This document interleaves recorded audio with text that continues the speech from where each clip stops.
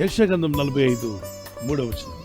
అంధకార స్థలంలో ఉంచబడిన నిధులను, రహస్య స్థలంలో మరుగైన ధనమును నీకు ఇచ్చేదను.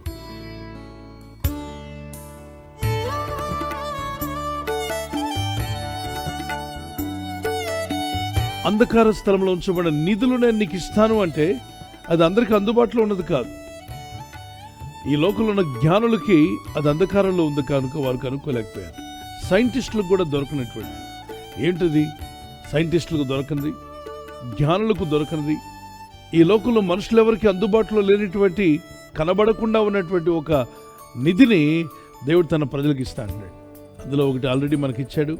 అది గొప్ప రక్షణ భాగ్యం. ఈ రక్షణ అనేటువంటిది అనేక మందికి తెలియట్లే.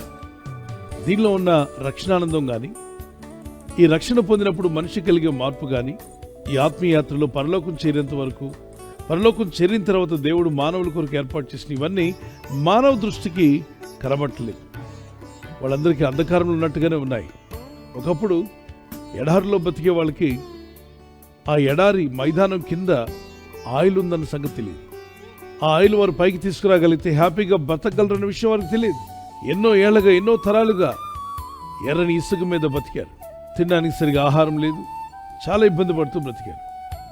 కానీ వాళ్ళ కాళ్ళ కిందే అంధకార స్థలంలో ఆయిల్ బావులు దాచి ఉంచాడు సంగతి వారికి తెలియదు. తర్వాత కాలంలో అవి బయటపడ్డాయి. బీద దేశాలు, దరిద్రం కొట్టుకుని ఉన్న వాళ్ళందరూ కూడా ధనవంతులు అయిపోయారు. అంతేకాకుండా ఓ ప్రాంతానికి వెళ్తే, కాలిఫోర్నియా ప్రాంతంలో ఒకప్పుడు అదంతా కూడా భూభాగంగా ఉండేది, కానీ దాని కింద బంగారం ఉందని ఎవరు కనుక్కోలేదు. కింద బొగ్గు గనులు ఉంటాయి, కానీ ఆ విషయం తెలియక పైపైన ఇబ్బంది పడుతుంటారు. ఈ లోకంలో ప్రజలు దేని కొరకో ప్రాకులాడుతున్నారు, కానీ ఆత్మరక్షణ అనేటువంటి విలువైనది దేవునితో భయభక్తి గల వారికి దేవుడు ఉచితంగా దయచేస్తున్నాడు. ఈ రక్షణ పొందిన వారై ఎప్పుడు ఎక్కడ మనం కన్ను మూసినా నిర్భయముగా పరలోక పట్టణానికి వెళ్ళే అవకాశం అనుకుంది. దానితో కూడా దేవునితో భయభక్తి కలిగి జీవిస్తున్న మిమ్మలను భూమి మీద ఆస్తికి కర్తలుగా చేస్తాడు. ఆయన వాగ్దానం చేశాడు, నేను ఇస్తాను. మన కంటికి కనబడింది దేవుని కంటికి కనిపిస్తుంది పిల్లరా. అయితే ఆయన చెప్పిన ప్రకారంగా ఆయన మార్గంలో జీవిద్దాం, ప్రార్థిద్దాం, దేవునితో భయభక్తి కలిగి ఉందాం. రహస్య స్థలాల్లో ఉన్నటువంటి ఆ ధనమును దేవుడు మీకు దయచేయునుగాక. ప్రార్థిస్తున్న వెళ్ళండి.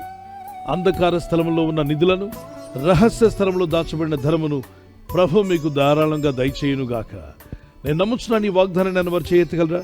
Let's pray. ప్రార్థన చేసుకుందాం. పరిశుద్ధమైన మా ప్రియ తండ్రి, నీ యందు విశ్వాసంతో ప్రార్థిస్తున్న ప్రతి కుటుంబాన్ని, ప్రతి ఇంటిని, ప్రతి వ్యక్తిని దర్శించిన ఆయన. అవును తండ్రి, అంధకార స్థలంలో నిధులను ఇస్తా అన్నావు, రహస్య స్థలంలో దాచబడిన ధనమును ఇస్తా అన్నావు. నీ ప్రజలకు దాచబడిన ఉద్యోగాలు రిలీజ్ చేయండి. నూతన ఐడియాలు వీరికి దయచేయండి, నూతన ఆలోచనలు వీరికి దయచేయండి. మీరు బిజినెస్లో కానీ, వ్యాపారంలో కానీ, కుటుంబాన్ని పోషించుకునే విషయంలో, పొలం పనుల విషయంలో, ఏ పనిలో ఉన్నా మంచి పనుల్లో మీరు పైకొచ్చినట్లుగా అంధకార స్థలం నిధులను, రహస్య స్థలంలో ఉన్నటువంటి దాచబడిన ధనమును వీరికి, వీరి కుటుంబాలకు మీరు ఇచ్చారని నమ్ముచున్నాను. మీరు రెక్కల చోటున మమ్మల్ని కాచి కాపాడారు, ఇక ముందు కూడా మమ్మల్ని కాపాడబోతున్నారు. ఈ రాత్రి నెమ్మదితో పండుకొని సురక్షితంగా కాపాడబడినట్లుగా నీ అగ్ని కంచి వేసి మమ్మల్ని కాపాడండి.